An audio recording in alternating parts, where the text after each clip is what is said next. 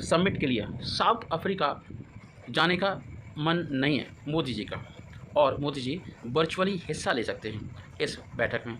रूस के राष्ट्रपति पुतिन भी शामिल नहीं होंगे ब्रिक्स समिट जो साउथ अफ्रीका में होनी है। आपको बता दें कुछ तो घट रहा है। प्रधानमंत्री नरेंद्र मोदी के ब्रिक्स समिट में हिस्सा लेने पर सस्पेंस है। यह समिट 22 से 24 अगस्त के बीच साउथ अफ्रीका के शहर जोहान्सबर्ग में होने वाली है। रूस के राष्ट्रपति व्लादिमीर पुतिन पहले ही समिट में हिस्सा लेने से इनकार कर चुके हैं, मना कर चुके हैं। उसका सबसे बड़ा रीज़न यही है कि इंटरनेशनल क्रिमिनल कोर्ट ने प्रेसिडेंट के खिलाफ एक वारंट निकाला हुआ है। न्यूज़ एजेंसी राइटर्स के मुताबिक मोदी इस मीटिंग में वर्चुअली शिरकत कर सकते हैं। वर्चुअली का मतलब है इंडिया में ही रहेंगे और वीडियो कॉन्फ्रेंसिंग के जरिए शिरकत करेंगे, बातचीत करेंगे। भारत के अलावा ब्राज़ील, रूस, चीन और साउथ अफ्रीका ब्रिक्स के मेंबर कंट्रीज़ हैं। सदस्य देशों के नाम का पहला अक्षर लेकर ही ब्रिक्स शब्द बना है। आपको बताएं कि फॉरेन मिनिस्ट्री ने इस संबंध पर कोई भी बयान जारी नहीं किया है।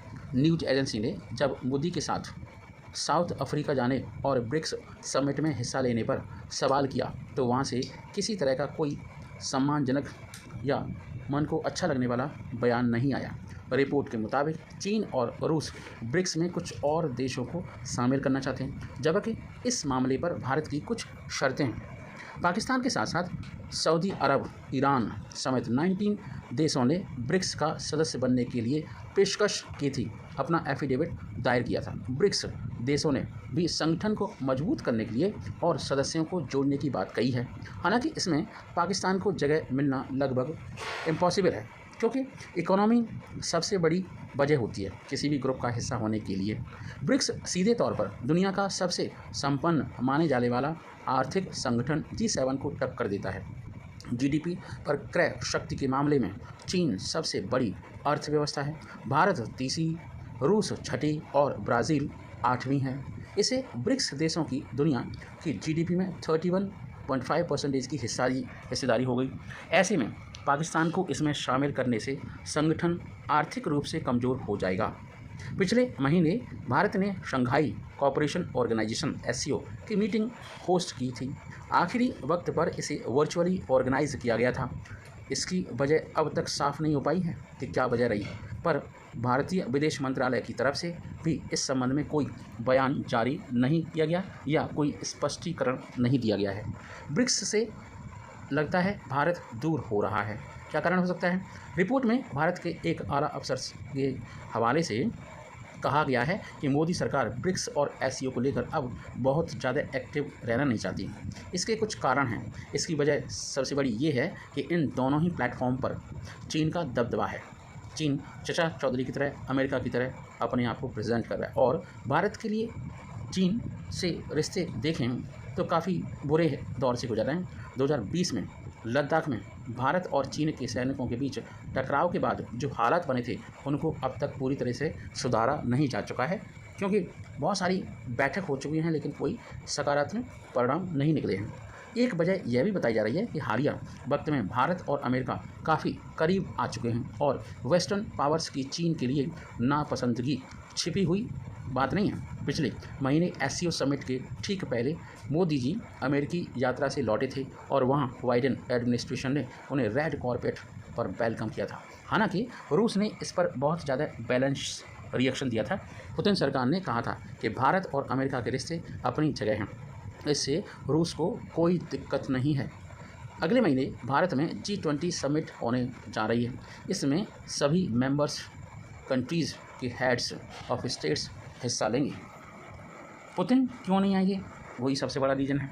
ब्रिक्स समिट में पुतिन के शामिल होने को लेकर होस्ट साउथ अफ्रीका पशोपेश में है, कन्फ्यूज़ है।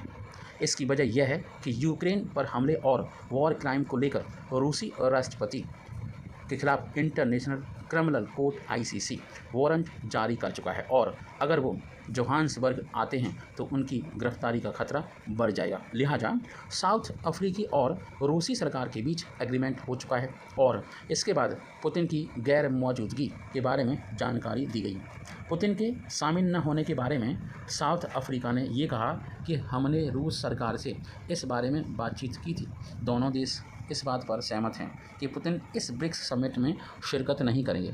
न्यूज़ एजेंसी रॉयटर्स की रिपोर्ट के मुताबिक इंटरनेशनल क्रिमिनल कोर्ट में पुतिन के खिलाफ वार क्राइम को लेकर केस दर्ज हो चुका है और अगर वो जोहान्सबर्ग आते हैं तो मेंबर कंट्री होने के नाते साउथ अफ्रीका सरकार को पुतिन को गिरफ्तार करना ही पड़ेगा और लिहाजा दोनों देश ने यह तय किया है कि पुतिन इस समिट में हिस्सा नहीं लेंगे। ICC ने इस साल मार्च में पुतिन के खिलाफ अरेस्ट वारंट जारी भी कर दिया है और आपको बताएं उन पर ये आरोप है कि उन्हें यूक्रेन पर हमले के दौरान गैर कानूनी तौर पर यूक्रेनी बच्चों को रूस डिपोर्ट किया है। दूसरी तरफ रूस का ये भी दावा है कि वो ICC का मेंबर ही नहीं है, तो वह पुतिन के खिलाफ वारंट भी गैर कानूनी माना जाएगा। ऐसा कैसे हो सकता है? क्या है ब्रिक्स? ब्रिक्स मतलब ब्राज़ील, रूस, इंडिया, चाइना, साउथ अफ्रीका देशों का एक ग्रुप है। यह 2009 में बना था। इस ग्रुप को बनाने का मकसद अपने इकोनॉमिक और पॉलिटिकल दबदबे से वेस्टर्न कंट्रीज़ के रुतबे को चुनौती देना है। ब्रिक्स ने वाशिंगटन में मौजूद इंटरनेशनल मॉनिटरी फंड और वर्ल्ड बैंक के मुकाबले अपना खुद का बैंक भी बनाया है। ब्रिक्स का आइडिया सबसे पहले इन्वेस्ट बैंक गोल्डमैन सैक्स के चेयरमैन जिम ओ'नील ने 2001 में दिया था। पहले इस समूह में दक्षिण अफ्रीका शामिल नहीं हुआ था। इसे ब्रिक्स कहा जाता था, ब्रिक कहा जाता था। बाद में एस जोड़ दिया गया और हो गया ब्रिक्स। दुनिया की कुल GDP में इन पांचों देशों की हिस्सेदारी 31.5% के आसपास है।